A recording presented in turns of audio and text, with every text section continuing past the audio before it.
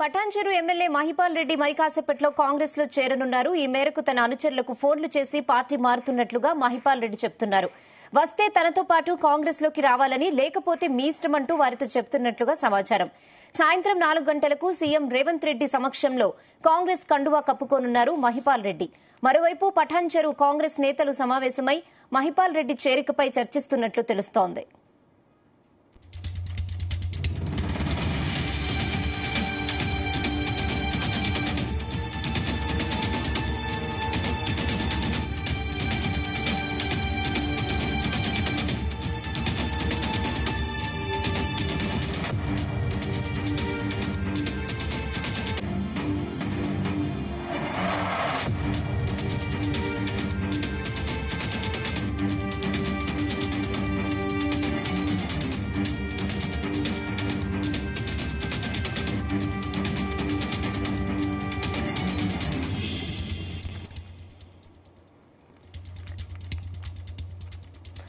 Patancheru MLA Mahipal Reddy మరి కాసేపట్లో కాంగ్రెస్ లో చేరనున్నారు. ఈ మేరకు తన అనుచరులకు ఫోన్లు చేసి పార్టీ మారుతున్నట్లుగా మహిపాల్ రెడ్డి చెప్పారు. వస్తే తనతో పాటు కాంగ్రెస్ లోకి రావాలని, లేకపోతే వాళ్ల ఇష్టమంటూ వారితో చెప్తున్నట్లు సమాచారం. సాయంత్రం 4 గంటలకు సీఎం రేవంత్ రెడ్డి సమక్షంలో కాంగ్రెస్ కండువా కప్పుకోనున్నారు మహిపాల్ రెడ్డి. మరోవైపు పటాన్చెరు కాంగ్రెస్ నేతలు సమావేశమై మహిపాల్ రెడ్డి చేరికపై చర్చిస్తున్నట్లు తెలుస్తోంది.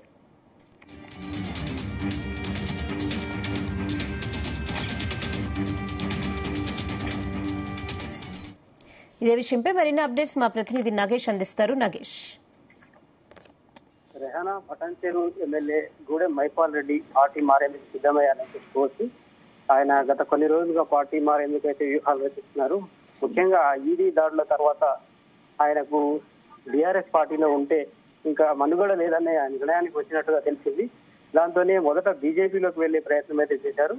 అయితే బీజేపీలో ఆ పార్టీకి ఎమ్మెల్యే పదవికి రాజీనామా చేస్తే కానీ తీసుకోమని అక్కడి నుంచి వాళ్ళు చెప్పినట్లుగా సమాచారం అందింది. దాంతో మహిపాల్ రెడ్డి ఎమ్మెల్యే పదవికి రాజీనామా చేసేందుకు సుముఖతగా లేకపోవడంతో కాంగ్రెస్ పార్టీ వైపు అడుగులు వేసినట్లుగా తెలిసింది. దీంతోనే ఇటీవల సీఎం రేవంత్ రెడ్డిని కలిసి ఆయనకున్న సాధక బాధకాలు చెప్పుకున్నట్టుగా తెలిసింది. ముఖ్యంగా పటాన్చెరు నియోజకవర్గంలో ఉన్న కాంగ్రెస్ నాయకులు ఎవరైతే ఉంటారో గత అసెంబ్లీ ఎన్నికల్లో పోటీ చేసిన కాటా శ్రీనివాస్ గౌడ్, తర్వాత గూడెం మహిపాల్ రెడ్డికి ఇద్దరి మధ్య చాలా పోటీ ఉంది. కాటా శ్రీనివాస్ గౌడ్ అయితే చాలా వరకు గెలుస్తారనే ప్రచారం కూడా జరిగింది. 10,000 మెజారిటీతోనే మహిపాల్ రెడ్డి అయితే గెలిచారు. అయితే నీలం మధు మూడో వ్యక్తిగా పోటీ చేయడంతోనే ఆయన కాటా శ్రీనివాస్ గౌడ్ ఓడిపోయిన పరిస్థితి ఉంది. ప్రస్తుతం గూడెం మహిపాల్ రెడ్డి కాంగ్రెస్ పార్టీలోకి వెళ్తే అక్కడ ఉన్న ఇంకా 2 వర్గాల అయితే ఏర్పడే పరిస్థితి ఉంది. ఒకరు కాటా శ్రీనివాస్ గౌడ్, తర్వాత నీలం మధు, ఇద్దరైతే ఆయన రాకనైతే వ్యతిరేకిస్తున్నారు. ఇప్పటికే కాంగ్రెస్ పార్టీలో వారిద్దరు పెడమొహం ఏడమొహం లాగా ఉండి కూడా గత పార్లమెంట్ ఎన్నికల్లో పోటీ చేసినప్పటికీ పార్టీలో కొంత వర్గపోరు కారణంగానే కొంత ఇబ్బందికర పరిస్థితి అయితే ఉంది. గూడెం మహిపాల్ రెడ్డి రాకను కూడా వాళ్ళు వ్యతిరేకిస్తున్నారు. అయితే గూడెం మహిపాల్ రెడ్డి తన అనుచరులతోనే వెళ్తారనే ప్రచారం అయితే జరుగుతుంది. ఇప్పటికే అనుచరులకు కూడా ఫోన్లు చేశారు మహిపాల్ రెడ్డి. ఎవరైతే జిన్నారం జడ్పీటీసీ ప్రభాకర్, తర్వాత పటాన్చెరు ఎంపీపీ సుష్మా, మరో నాయకురాలు సుప్రజ, వీళ్ళ పేర్లు అయితే కన్ఫర్మ్ అయినాయని చెప్పుకోవచ్చు. వీళ్ళు వెళ్లే పరిస్థితి ఉంది.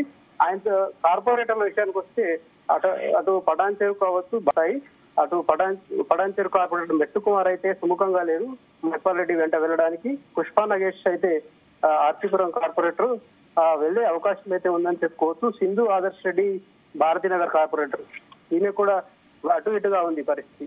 మొత్తానికైతే మహిపాల్ రెడ్డి వెళ్తే తన అనుచరులను తీసుకుని వెళ్లాలనే కొంత వెతక వైఖరి అయితే ఉంది. అయినప్పటికీ ఎవరైతే కార్పొరేటర్ ఉన్నారో వాళ్ళు ఈయన వెళ్తే లాభం ఎంత నష్టం ఎంత అనేది బేరీజ్ వేసుకుంటున్న పరిస్థితి అయితే మనకు కనిపిస్తుంది. ఎస్ నగేష్, అంటే మహిపాల్ రెడ్డి చేరికపై కాంగ్రెస్ కార్యకర్తలు ఏమంటున్నారు? స్థానికంగా మహిపాల్ రెడ్డి పైన కాంగ్రెస్ కార్యకర్తల్లో తీవ్ర వ్యతిరేకత ఉందని చెప్పుకోవచ్చు. ఎందుకంటే గత అసెంబ్లీ ఎన్నికల్లో కావచ్చు, పార్లమెంట్ ఎన్నికల్లో కావచ్చు, అటు బీఆర్ఎస్ కాంగ్రెస్ 2 పార్టీల మధ్య తీవ్ర పోటీ అయితే నెలకొంది. బీఆర్ఎస్ ను ఓడించాలనే లక్ష్యంతో కాంగ్రెస్ పార్టీ క్యాడర్ అయితే శతవిధాల ప్రయత్నం అయితే చేసింది. మొత్తానికి బీఆర్ఎస్ గత 10 సంవత్సరాలుగా అధికారంలో ఉన్నప్పటికీ స్థానికంగా ప్రజల నుంచి చాలా వ్యతిరేకత ఉంది. ముఖ్యంగా మహిపాల్ రెడ్డి విధానాలు, ఆయన వ్యవహార శైలి పైన పెద్ద స్థాయిలో వ్యతిరేకత ఉండడంతో కాంగ్రెస్ పార్టీ నాయకులు కావచ్చు, కార్యకర్తలు వాళ్ళు దాన్ని ప్లస్ చేసుకునే ప్రయత్నం అయితే చేశారు. శత విధాలుగా ప్రయత్నాలు చేసిన కాటా శ్రీనివాస్ గౌడ్ కు చివరి నిమిషంలో టికెట్ ఇవ్వడంతో కొంత ఇబ్బందికర పరిస్థితి ఏర్పడింది. దాంతోనే అటు నీలం మధు కూడా పోటీ చేయడం, అసెంబ్లీ ఎన్నికల్లో ఆయనకు మొదట కాంగ్రెస్ లోకి తీసుకోవడం, తర్వాత ఆయన వెళ్లిపోవడం, బీఎస్పీ నుంచి పోటీ చేయడం, ఇవన్నీ కొన్ని ఇబ్బందికర పరిస్థితులు అయితే ఏర్పడ్డాయి. చివరి నిమిషంలో కాటా శ్రీనివాస్ గౌడ్ కు టికెట్ ఇచ్చినాక అయినప్పటికీ దాదాపుగా 10,000 తేడాతోనే ఆయనకు ఓడిపోవడం జరిగింది.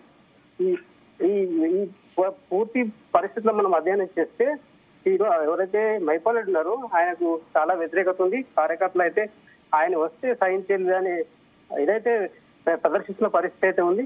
చాలా వరకు మైపాల్ రెడ్డిని వ్యవహారశీలు నచ్చని వాళ్ళైతే ఆయన రాకనైతే ఆహ్వానించరు. ఎందుకంటే అక్కడ మైపాల్ రెడ్డి వ్యవహారం, తర్వాత ఎవరైతే ఆయన బిజినెస్ లావాదేవీలు, తర్వాత మైనింగ్ కావచ్చు, ఇతర వ్యవహారాలు కావచ్చు, కాంగ్రెస్ కార్యకర్తలకు ఇబ్బందికర పరిస్థితులు అయితే తెచ్చిపెడతాయని చెప్పి ఇప్పటికీ వారి నాయకుల దగ్గర అయితే చెప్పుకుంటున్న పరిస్థితి ఉంది. కాటా శ్రీనివాస్ గౌడ్ తర్వాత నీలం మధు కూడా ఈ విషయాన్ని కూడా వాళ్ళు చర్చించుకుంటున్నట్లుగా తెలుస్తుంది. ఇప్పటికే కాంగ్రెస్ అధిష్టానం కావచ్చు, రేవంత్ రెడ్డి దృష్టికి కూడా విషయాన్ని తీసుకెళ్లారు.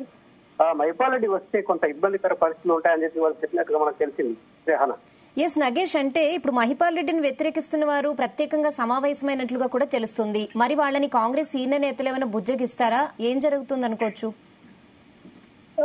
ఎస్, వాళ్ళు ఎవరైతే కాటా శ్రీనివాస్ గౌడ్ ఉన్నాడో ఆయన తన అంచెలతోని, నీలం మధు తన అంచెలతోని భేటీ అయ్యారు. ప్రత్యేకంగా భవిష్యత్ కార్యాచరణపై అయితే వాళ్ళు చర్చిస్తున్నారు. మైపాల్ రెడ్డిని కాంగ్రెస్ పార్టీలోకి అధిష్టానం బలవంతంగా తీసుకుంటే క్షేత్రస్థాయిలో పరిస్థితులు ఎలా ఉంటాయి, కార్యకర్తల మనోభావాలు దెబ్బతింటాయి, లేదంటే కార్యకర్తలకు ఇబ్బందికర పరిస్థితులు ఎదురవుతాయా?